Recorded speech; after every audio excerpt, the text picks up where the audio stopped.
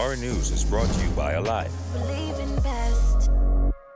Coming up tonight, a man is in hospital after being stabbed in Abaco.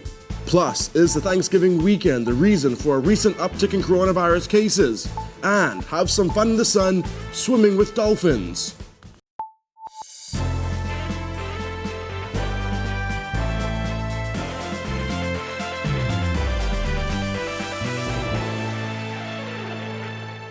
Welcome to our news and thanks for joining us. I'm Jared Higgs. Top in news tonight, officers in the Abaco district are investigating a stabbing incident that has left a male hospitalized in serious condition and one male in police custody. Reports are that on Friday, December 11, 2020, shortly before 9, officers were alerted that a male was at the Marsh Harbor Clinic with stab wounds to the back.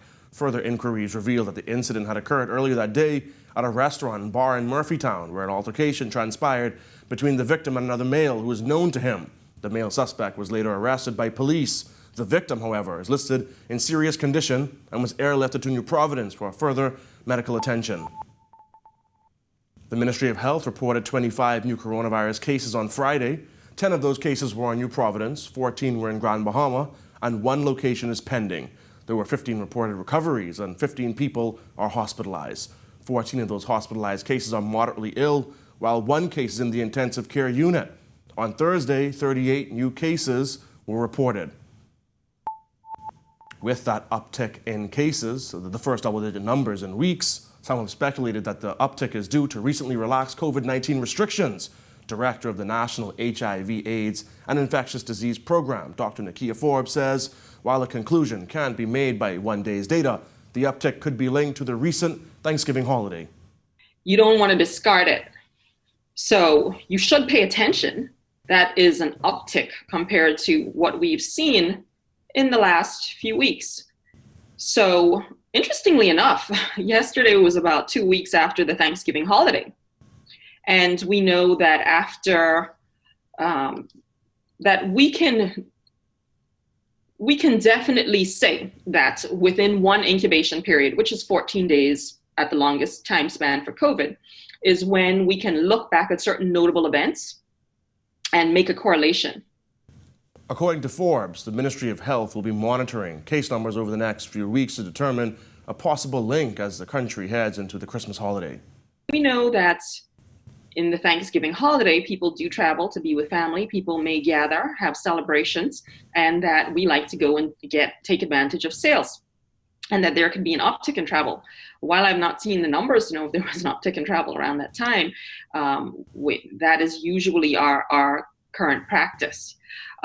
So it is one day's results, and we are going to need to be looking at the other results that come out now in the next few days and in the next week, because that's when we will also start to see an uptick in cases if this is associated with anything of concern. Grand Bahamians are weighing in on recent political appointments, as well as sharing their thoughts on the former Deputy Prime Minister's resignation. Gillian Gray has their views in this report. Honorable and commendable is how Grand Bahamians call the former Deputy Prime Minister's move to resign. This as they praise the work he's done for their community. And I think he did the honorable thing. I'm sorry that it happened to him because, he has done great for Grand Bahama. And Grand Bahama, I'm sure he will continue to represent Grand Bahama on the backbench. Turnquest resigned as Deputy Prime Minister and Minister of Finance after a statement of claim filed in the Supreme Court alleged that Turnquest and his former business partner dishonestly caused Alpha Aviation and Advanced Aviation to pay away $20.68 million and $5.917 million respectively via bogus loans. Turnquest has called the claims unfounded and untrue. He made the right decision when he resigned.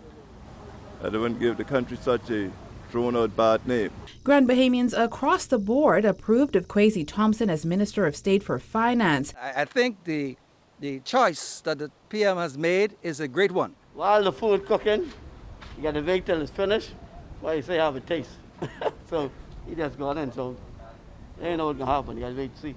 It's a great man, I never heard nothing much slandered about him. I think he would make the country proud. Do your job.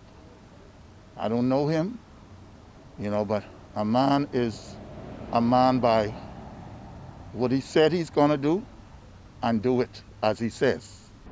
Well, Grand Bahamian said now that Turnquest is no longer the Deputy Prime Minister and Minister of Finance, they hope he has more time to dedicate to building East Grand Bahama as well as the entire Grand Bahama community. Reporting for our news, I'm Jillian Gray. Prime Minister Dr. Hubert Minnis has high hopes that the $250 million Hurricane Hole project will help make the Bahamas a mega yacht destination. What it would do, especially for the Bahamas, they're building one of the largest mega yacht facility within this part of the world, and that would be able to accommodate large yachts. And we have the potential of becoming the #1 mega yacht destination in the world. And those type of guests and marinas, they are high-end guests, and therefore they can make even greater contribution to our economy. The mega yacht marina is just one part of the project that is slated to reshape Hurricane Hole on Paradise Island and is expected to cost an estimated $250 million. The investment will be rolled out in 3 phases over the span of a 3-year period, Sterling executives confirmed. The first phase is expected to be completed and ready for occupancy by June 2021. It includes repairs to the existing 90-slip Hurricane Hole marina, the construction of 16 residential units, 15,000 square feet of office space, 20,000 square feet of convenience, commercial, retail, and 2 restaurants. The second and third phases will include the construction of 50 to 70 residential units and townhomes, respectively. I think it's an excellent project. All the workers were Bahamians, so it shows what Bahamians can do. So when individuals tell you that no, Bahamians can't build this, can't do this, the next thing, this is evidence that Bahamians has the capacity to build mega resorts, to build hotels, to build whatever, and at quality standard also. Still to come on our news, school repairs in Abaco near completion. Plus, the Speaker of the House says more needs to be done about gun violence.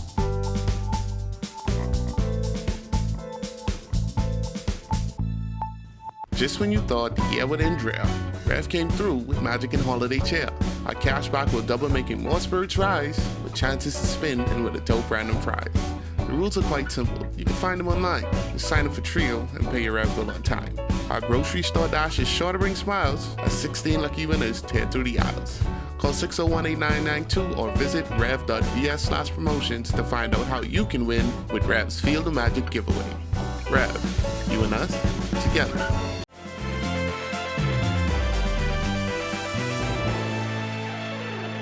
Following the devastation left behind by Hurricane Dorian, schools in Abaco and Grand Bahama were in need of major repairs. Minister of Education Jeffrey Lloyd announcing that repairs to schools in Abaco are nearing completion.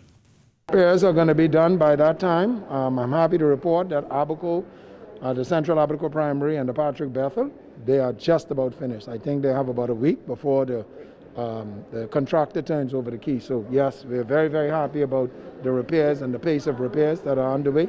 And we expect that by the end of January, all repairs would be completed in all schools throughout the Bahamas. The Education Minister also providing an update on the results of the controversial national exam, stating that they're expected on his desk this week. I expect so, but again, all of these things as a result of Dorian and of course the pandemic, are all under review as to how we negotiate from this point forward. And really, at the end of the day, it's what is in the best interest of student #1, but also what can we do safely. According to Lloyd, the ministry is also discussing the reintroduction of the GLAD exam for 3rd and 6th graders. I expect so, but again, all of these things as a result of Dorian and of course the pandemic, are all under review as to how we negotiate from this point forward. And really, at the end of the day, it's what is in the best interest of student #1, but also what can we do safely. Days after a young man was killed in his constituency, House of Assembly Speaker and Nassau Village MP Halson Motri is calling for more to be done to combat the issues of gun violence. To do something more to address the gang culture, and we have to, I recommend strongly that the police undertake a dragnet operation to rid this 7x21 island of all the illegal firearms. Moultrie said in addition to getting guns off the streets, the gang culture also needs to be addressed. I believe that can be done. We need to get more serious. In recent months, the Nassau Village constituency has been the scene for multiple murders. The most recent even occurred Tuesday night when 26-year-old Vincent Knowles Jr. was gunned down on the corner of Forbes Street and Lawson Avenue. When our news comes back from the break, a teacher celebrates 48 years of service. Stay with us. Just when you thought the year would end dry, Rev came through with Magic and Holiday Chair. Our cashback will double, making more spirits rise, with chances to spin and with a dope random prize. The rules are quite simple. You can find them online. Just sign up for Trio and pay your Rev bill on time. Our grocery store dash is sure to bring smiles as 16 lucky winners tear through the aisles. Call 601-8992 or visit rev.vs/promotions to find out how you can win with Rev's Field of Magic giveaway. Rev, you and us, together.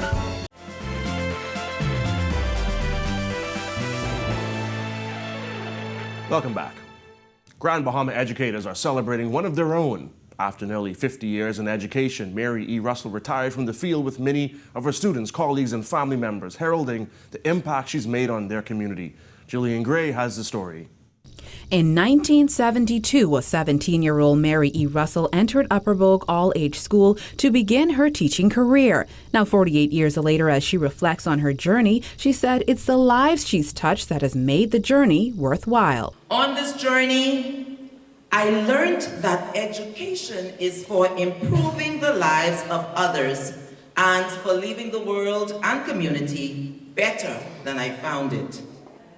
Persistence, loyalty, and dedication enabled me to make wealthy deposits. Those deposits can be seen in her students even years later. 32 years after being in her first grade classroom, Julius Edwards said he could never forget the lessons she taught him and said their relationship transcended the classroom as she embraced all her students as though they were her own children. She really impacts your life when you grow, that it goes with you.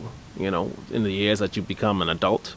And you could never forget a woman like she's a dynamic woman. From teacher to principal and finally district education officer, Ms. Russell has served in the Grand Bahama community for most of her career. She's made waves as an author, established tech-savvy libraries at various schools, and even mentored several of her students to follow in her footsteps as educators. Her consistent character was heralded by her daughter Dale Russell, who was inspired to become an educator just like her mom. Right now, with this COVID-19 pandemic, you know, we do a lot of virtual things, and that kind of hinders the relationship and the bond between the teacher and the student, because education goes beyond just in the classroom. Teachers develop bonds with their children, as I can see here on this grand celebration for my mom's great contribution to the education system. And I would just like to say that I love her and I really appreciate what she has done for our community.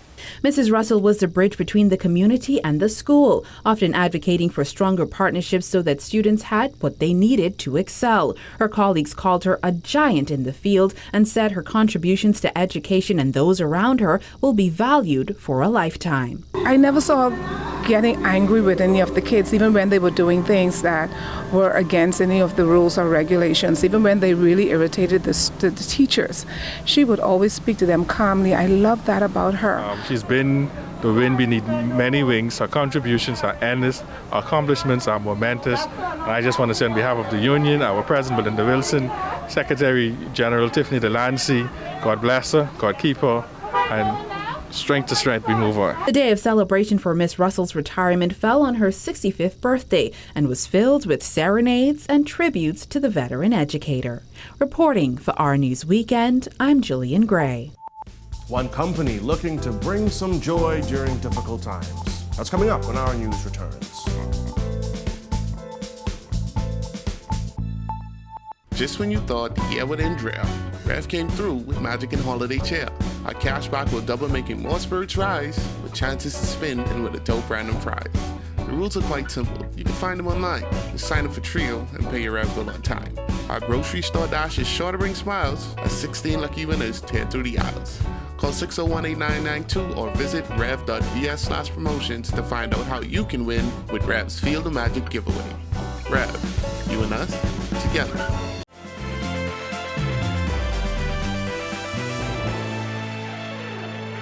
Welcome back. The pandemic has caused so many of us to miss out on celebrations and even vacations. Now, one company is looking to bring back fun in the sun. Christina Dragovich tells us more. During the pandemic, many Bahamian families missed out on perfect summer beach days. But now, with just a short boat ride away from Nassau, families can enjoy what feels like a private island experience. I'm always looking for something fun to do with 2 young kids at home. So when we heard Blue Lagoon was open again, we jumped at the chance to experience a real getaway. We packed our towels, masks, and hand sanitizer, and were ready for the day.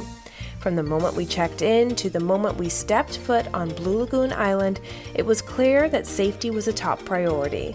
Blue Lagoon Public Relations Manager Jessica Robertson says that was the mission. I've been asking guests, at the end of the day, how they feel about our safety protocols. And a lot of them kind of say, well, we're not that concerned about it. But what it is we've created an environment that allows you to forget about this for a while. Blue Lagoon reopened in November after the last guests left its shores back in March.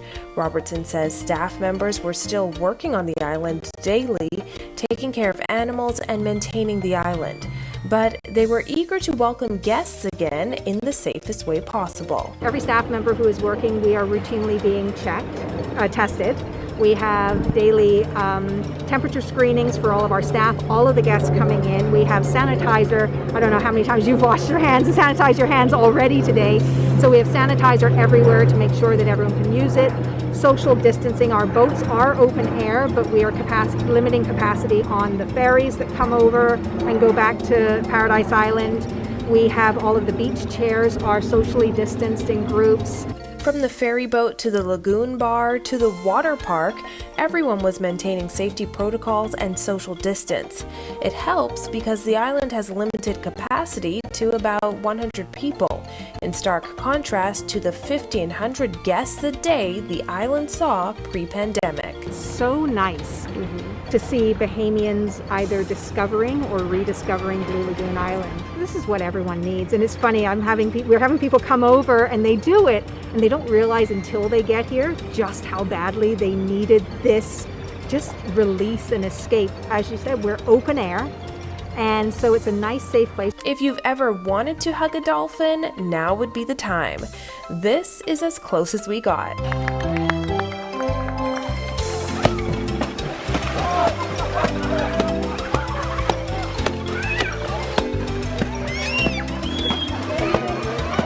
Although it is December in the Bahamas, there are still many beautiful beach days to be had. Reporting for our news from Blue Lagoon, I'm Christina Dragovich. Oh, that looked like such a fun day at Blue Lagoon Island. Oh man, anyway, thanks so much for joining us for our news tonight. On behalf of the entire team, I'm Jared Higgs. Have a beautiful evening, Bahamas.